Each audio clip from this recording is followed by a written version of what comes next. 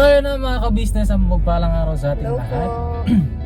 Ayan, nandito na naman ang iyong lingkod. Ang iyong lingkod na si Boss Dave at saka Miss Jan.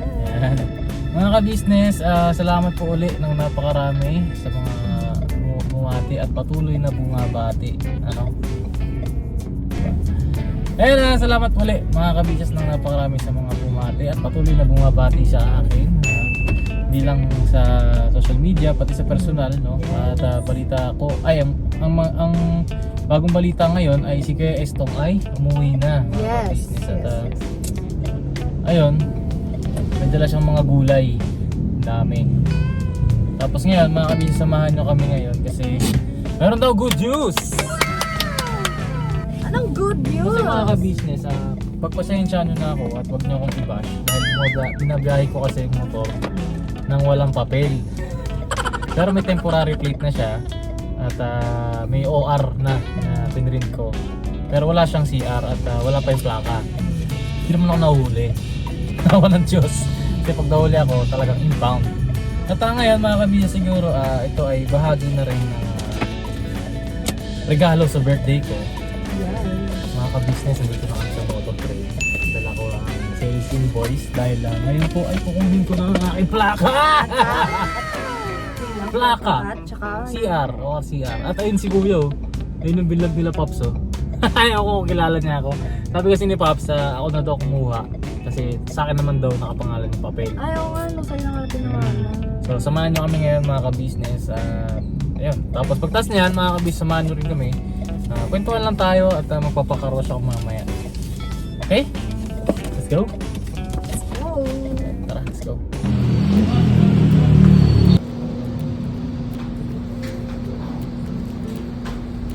Yung motor, mahigit isang buwan na lang. February 8. February 8 siya lang po. Yung may dalang charge. Pwede mo na yung bayan. Apo. Okay lang naman yung cabinet. Para yun ano ba? Boy, meron na boy. Sabi niya ipapakabit na raw niya, hindi naman niya dala motor niya. Pakabit ka sa Ranger. Pakabit mo. Sana magkaka-business! Nakuha ko na ang aking original na plaka.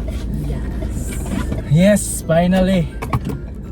Excuse po, alam nyo kasi mga kabisi, kaya gusto ko talaga makuha na dahil meron kasing pangamba sa isip ko at sa puso ko. Nakakatakot kasi siya bahay dahil may maaaring may oplansita, ganun, di ba? Tapos wala akong maipapakita. So, Bawal pala yung ka-temporary siya. pwede naman yung temporary yung Xerox, yan, pwede yan. Pero yung plaka ang pinaka-importante sa lahat. Pero Siyempre, pwede siyang ibiyahe kahit may plaka na, basta kahit walang original na ORCR. bawal rin. Siyempre, kailangan kasi magmamatch yung dalawang yun. Siya nga mga ka-business. Kaya kinukulit ko rin talaga si Pops kasi ayoko nang babiyahe ako na nag-overthink ako na baka may huli, Lagi ganyan. kang kabado. Ganyan. Kinakabahan ako. Totoo yan mga ka-business kasi ilang beses na akong nahuli. Lalo na dito sa Ranger, di ba? Mga ka-business maalala niyo. In-upload ko ba yun? Hindi. Hindi no. Nahuli kasi ako mga ka-business na sa Binondo. Itong Ranger mga ka-business. Sige nasa iyo pa ba yung vlog na yun? Wala na no? Wala kasi dinilis natin yun kasi nagalit yung lalaki. Oo, nagalit. Di kasi mga business, nung time na nahuli yung Ranger, syempre bago pa lang Ranger, wala pang plaka. Pero meron siyang conduction sticker. Tapos pinakita ko yung ORCR ko. Temporary din siya, tapos sa cellphone, hindi siya printed kasi kabibigay lang din ng araw na yun. So, nabumiyahe ng Binondo. Tapos Mag-food trip po sana kami mga ka-business. Sikat dun sa Binondo. Opo. Kami dun sa may Chinatown, dun sa yung mahabang food trip naka-vlog yun sa totoo lang mga business. Hindi lang natuloy dahil nga nagkahulihan. Nangyari kasi noon, nasa stoplight ako, tapos hindi ko na malayan kasi tinitingnan ko yung Binondo Church eh. Tapos nakita ko red na pala, so napatigil ako, bandang gitna na ako, tapos yun, nahuli ako. Tapos ticket lang sana. Sige sir, labas na lang po yung yung lisensya niyo po tsaka ORCR. Yan. Kinabahan ako. Tapos sabi ko, sir, kakakuha pa lang nito eh. Yan. Wala pa akong plaka tsaka ORCR. Ang nasa akin lang etong digital soft copy. Tapos sabi niya, ay hindi pwede yan sir, kailangan natin i-impound yan, ganyan. Ako naman mga ka-business, dahil ayoko ng abala, di ba? Tinry kong manuhol. Aminin nyo, kayo rin naman eh, di ba? Kung ayaw nyo ng abala, di ba? Baka pwede idaan sa pakiusapan, di ba? Baka pwede ka ako gawa ng paraan. Magabot na lang ako sa kanya kasi hindi naman ganoon kabigat yung naging violation ko dahil disregarding traffic sign lang naman yun. Tapos ewan ko, may reckless driving din yata yun, pero hindi siya hindi naman siya ka-impound. Ticket lang talaga yun. Ticket lang, wala akong ticket. Hindi naman siya ka-impound. Nung hinanapan na ako ng ORCR, wala akong naipakita. Sa yun, doon na ako parang na pinilit talaga nila na ma-impound. At isa sa mga suspecha ko noon, dahil pwede naman talagang mapakiusapan dahil nagalit nga yung enforcer eh. Kasi nung time na yun, sabi ko kay Miss Jal na mag-video siya. Opo, kasi mga First time namin. ka-video call din namin sila tita, tapos nagtatawanan kami doon kasi nga sila tita tinatry ihilot yung sitwasyon. Nihilot pa na. Kaso ayun, pinag-video niya ako kasi nakakatawa lang naman yung eksena na yun. Tsaka di naman wala kaming balak i-upload or ipahiya yung enforcer na yun. Para lang din sa amin. For keeps lang. Nakita lang yung enforcer na sumisilip-silip siya doon kay Jal. Dalawa kasi sila isang babae at isang lalaki. Isang babae at isang lalaki. Nung sinabi kong pakiusapan ko, yung babae umalis. Tapos pumunta siya doon sa kasama niya. Tapos ang kasama niya naman, ang pumunta sa akin, tinitingnan niya rin si Jal na parang kino-confirm na naka-video. Ako naman, talagang nakikiusap ako na, sir, kasi bago pa lang talaga, kaawa lang. May impound ka agad. Tapos, parang ayaw niyang magpasuhol sa akin. Time na yun. So, di wala kami nagawa. Sumama kami sa kanila. Ginaid nila kami sa impounding center. Tapos pumunta kami doon. Yung impound mahal na hindi naman siya tinow. Ang ginawa is sumunod lang kami doon sa motor. Tapos rekto nga yun eh. Tapos nung pagdating namin doon, bayad na kami. Ang binayad ko mga business ay 2,000. Parang sabi sa akin nung na yon, nung time na yon ay binabaan na lang nila dahil bago pa nga lang naman. Tapos paglabas ko doon sa sa impounding center, andun pa yung enforcer. Sabi ko, sir, 2,000. Pero binayaran ko. Sabi na, okay na. Ganun siya. Pero kasi noon, ang unang parang pakita niya sa akin kung magkano ang babayaran ko ay sa 7,000. Kasi nagbigay siya sa akin ng parang hint na tanong kasi ako, sir, pagka mga ganito sir, magkano ba yung babayaran namin dito? Pagka na-impound. Tapos sabi niya, yan sir, kagaya nyo kanina, sabi niya, kagaya nyo kanina may na-impound din kami, bayad sila, umabot ng 7,000, wala rin ORCR. 7,000! Sabi niya. Ngayon, tinry kong isuhol. Sabi ko, sir, kahit bigyan kita 3,000. Kasi ilang muna natin yung cash ko nun. Time na yun. 3,000. Ayaw, kasi nga naka-video. So, ibig sabihin mga ka-business, kung hindi ako naka-video nun, malalagasan ako ng 3,000. Para lang hindi ako maabala. Kasi layo pa napupuntahan. Tapos, kung at ang kahalagahan ng pagsunod sa batas, mas mababa ang babayaran mo kasi mang suhol ka. Pero ang main point kung ba't mo yan naikwento is yung takot mo nga na wala kang ORCR. Tulad nung ibinahe namin ito, walang ORCR. Nahuli kami. Yung motor niya, binabiyahe niya, wala pang papel. Wala pang papel, pero may temporary plate naman siya. Pero in question pa rin dahil pagka may offline sita, syempre may checkpoint. Pagka hinanapan ka papel, impound ka rin, di ba? Dahil wala kang ORCR. At part dyan ng aking birthday gift. At ngayon mga ka-business, nandito kami sa SM Caloocan kasi pakita mo yan. Ito mga ka-business, ipaparepair ko kasi itong pantalon ko. Binili ko naman siya dito sa SM. Ano. Paparepair SM na lang. Woman, denim. Paparepair Oo. ko kasi masyado pong malaki sa akin. Tsaka malaki daw sa kanya at tsaka hindi pa raw siya tumataba. Ha? Hindi ka pa tumataba kaya papalitan mo, di ba? Oo. Ayun, Ano kasi ito eh, ang OA nung pagka-medium niya, sobrang parang plus size na ata. Ano yan, mahal eh. Parang square pants siya eh. Na Oo nga, denim. pero parang sobrang laki ko po kasi mga kabis pagsuot ko to, parang hindi siya nakakaganda. Ganun. Maganda ka ba naman? Ito naman, oh. Maganda ka pa rin naman. Yun na, tara na. So, tara na mga ka-business at anong oras na. Ayun, mamaya magpapakarwash kami. Tapos samahan nyo rin kami. At magpasensyahan nyo muna itong vlog namin ngayon. Alam mo, mahal masugot yung likod ko. Bakit? Di ba nagbuhat ako ng dumbbell kanina?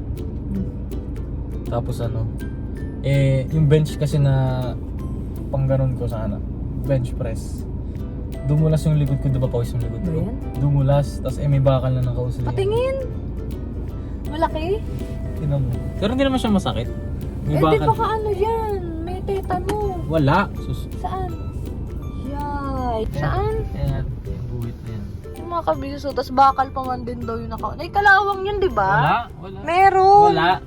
At saka lang naman yan, gas-gas lang na maliit. Tapos hindi mo siya masakit. Dumulas kasi yung pawis ko doon sa bench. Pagka dulas, syempre, kumain yung likod ko. Galit ka ba? Nainis ako, parang yung ginagawa mo. Nagagalitan mo ba ako? Hindi, dat kasi ingat na. Nag-ingat naman ako eh, kaya lang dumulas nga yung likod ko. Ayaw mo na. Sa'yo na. Sorry na. Okay, accident happens naman dito. At mga kami, samahan nyo kami ngayon. Mamaya, magpapakarwash tayo. Okay? Nagkain na lang tayo. Sige. Sige. Update na lang po namin kayo mga kabisnes kasi bawal mag-video doon. Pwede yan, dun sa alteration lang. Mga kabisnes, nagtanong kami. Umabot ng 1,520. Sabi ko doon kay ate, ay ganun, edi parang bumili na lang pala ako ng bago. Natanong tayo sa kabila dito. Sa alteration.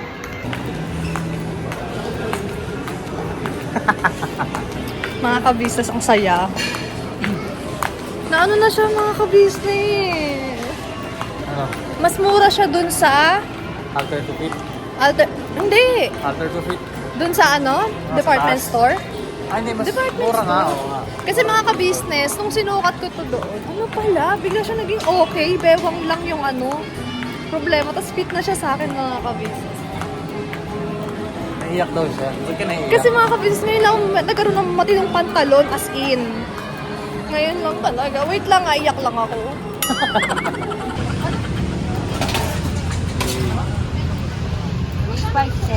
Yung isa lang. So yun na mga business, kain muna kami bago kami magpakarwash. Kanin po, mga ka-business. Alam niyo ba mga ka-business, sobrang favorite ko talaga to. Yun to the point mga ka-business na pag inaaya ko siya nito, ayaw niya di naman daw masarap, pero minsan wala siya magagawa kasi ito talaga yung cravings ko. Kakainin na lang din niya. Kumain ka ba kanina? Gano'n lang. Nangalian. Kain tayo mga business. Shawarma rice. Ano to? 70 pesos. Kami sa Ranay po. Rob. Pwede ba si Miss Jal makakabis sa motel? Baka may mga business kayo. Tapos kailangan nyo ng model. Mga damit. Kontakin nyo lang po kami. Hindi naman ako ganun ka-ano. Usus, effortless mo nga. Alam niyo mga bis, nung first month rin namin, hindi naman kami nagpipicture ng ganyan di ba? Never pa, di ba? Nung first month rin natin, nakita kita ng potential. Wala siya. Sa studio. Sa potential. Hindi, totoo. Like, nakaupo lang ako, pero ikaw, ang dami mong posing na ginagawa mo sa sarili mo. At ang ganda tingnan. Totoo yan, aminin mo. Aminin mo. Amay, ako hindi ko alam. Maniwala ka sa akin. Tapos sinabihan nga kita nung time na yun, lang galing mo pala mag-posing. Ang effortless. Yung katawan niya, ang ganda niya i-model. Gano'n. Ba't mo nasabi yan? Ganda pa ng mukha mo. Ba't mo nasabi yan? Panoorin yung mga ka-business yung ginawa niya sa fitting room kanina.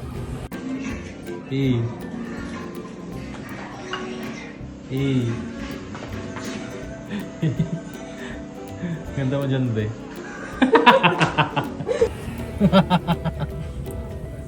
Trip lang yun. Diba? Nantitrip pa siya nun. Effortless. Kaya mga ka-business, kung may mga gusto kong ipamodel na damit, pantalon, sapatos, feel free to call us, Miss Jal, o kaya si Mr. Jam, di ba? Dalawa kayo. Why not, di ba? Kaya muna kami mga ka-business, tapos magpapakawash kami naman. Yan. So yun na mga ka-business, tapos na kami magpa-carwash. At shoutout kay tatay na Yes. sipag niya. Binigyan ko siyang tip mga ka-business. Kasi matanda na siya, tapos carwash boy May pa. lamok nakapasok. Yun lang. Ngayon na mga ka-business, samahan nyo kami kasi ngayon ay meron kaming task na binigay. Yes, actually nakalimutan mo lang. Nakalimutan ko lang kasi kami na pala ang na-assign sa invitation no mga ka-business kasi gustong ipa-rework yung invitation no para mas maganda no. Samahan niyo kami ngayon sa National Bookstore. Let's go. Tapos, Ano? ang dami pang pinahabol ni Ate Jam na mga bibilhin. Tsaka sabi ko kay Ate Jam, kung ano man yung kailangan ninyo na materyales no. I-send nyo sa amin, sabihin nyo lang sa amin. Lahat-lahat. Lahat, tapos i-list nyo lang. At walang problema, kami nang bahala doon bumili. Basta magbigay kayo ng pambili. Ayan o. Itong, ha? Meron pa. Yun o. Ay, wow. So, ito, Ate Cherry, oh. Bukod dyan sa bigas, meron At si Ate Jam o. Ay, te. Ayan na mga ka-business, nandito na kami sa bahay. At ayan mga ka-business, yung bagong channel ni Papa, yung Mr. KB Official. Yun o. Salamat po. Ayan, support natin mga ka-business, mag-subscribe na kayo. Mag-subscribe na kayong lahat.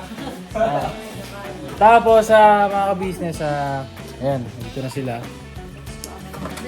Magpe-prepare na kami ulit ng ng souvenirs para sa mga abay-bayan natin. Mga abay. At di ko na papakita kung ano yung laman, no? Pakita ko ba? Okay lang ba? Wag na. Wag na, no? Surprise. Pinakita ko rin kanina, ginanon ko. I-blur mo na lang, da. Ayan, ganito na lang din yung aking vlog, mga ka-business. At Ay, mga ka-business namin minamahal, pasuyo po. Opo, Mr. ayan. KB Official. Official. Mga ka-business, so ito po. Bali yung pinanonood namin ngayon sa TV, yan yung kauna-unahang upload ko po doon sa Mr. KB Official. At hindi pa po yan. Kailan ba ma-upload tong vlog mo na to? baka next day pa. Next day? Apo. Ay, tama-tama. Balikan nyo po. Mapapanood niya kasi ngayon hindi pa po naka-public yan eh. Okay. Nire-review pa lang namin. Ano pa lang ito mga ka-business, premiere night. Bago i-public. Ayan nga mga ka-business, muli kami maglalambing sa inyo. Suportahan po natin Mr. KB Official. Ayan, para sa ekonomiya. Yes, oo. Ayan, sa mga magsasubscribe, advance thank you po. Maraming salamat po mga Maraming salamat. ka-business at lalo na doon sa mga ka-business natin na talaga ng mga namimiss na, no? Yung ginagawa natin pagtulong sa ating mga kababayan. Itong YouTube channel nito, itong Mr. Ka-Business Official po, ay pawang pagtulong lamang. Yun. Hindi natin nahaluan ng ibang content para hindi magka-loko-loko katulad ng dati na nagka-problema yung sa algorithm. Yun. No? Kaya, yun nga, nagkakarinig tayo ng mga balita mula rin sa ating mga kakilala at saka mga mahal na subscriber po, mga ka-business na hindi na raw nagdo-notice sa kanila yung ating mga videos. Opo. At saka dagdag ko lang mga ka-business, yung panibagong channel ni Papa Ka-Business ay upgraded yan, no, mga ka-business ng kanilang paraan na pagtulong. Hindi pangkaraniwan o hindi kagaya ng dati. Kaya aabangan talaga natin yung mga vlogs at content na gagawin ni Papa Ka-Business dyan. At syempre, magiging kasangkapan muli ang inyong abang lingkod na si Boss Dave, no? Kung mabibigyan tayo ng pagkakataon na makapag-edit, no? Naman. Siyempre, dyan sa panibagong vlog ni Papa Ka Business. Kagaya nung dati, no? Yung tandem namin ni Papa Ka Business, no? Siya ang vlogger, ako ang editor. No? Ayan Ako na. sasahan ko yan, ha? Oo, siyempre. Ayan na mga ka-business. Ayan. Salamat ng marami si Mama. Ayan mga ka-business, salamat ng marami sa inyong pagsuporta at asikusuhin muna namin itong mga souvenirs kasi wala nang isang buwan mga ka-business eh. 2 linggo na lang no? 2 linggo na lang, kasala na! Oo, sakalan na. Asan si Papa Din? Nasa labas. Agoy. Ayan mga ka-business, salamat ng marami sa pagsama sa amin at ganito lang ang aking vlog. Thank you so much po. Never say goodbye, tomorrow is another day. Tomorrow is another day! Bira mga business! Bira banat! Bira, banat! Yun o. Dang! Hi Dang! Hi Dang! Hi Dang!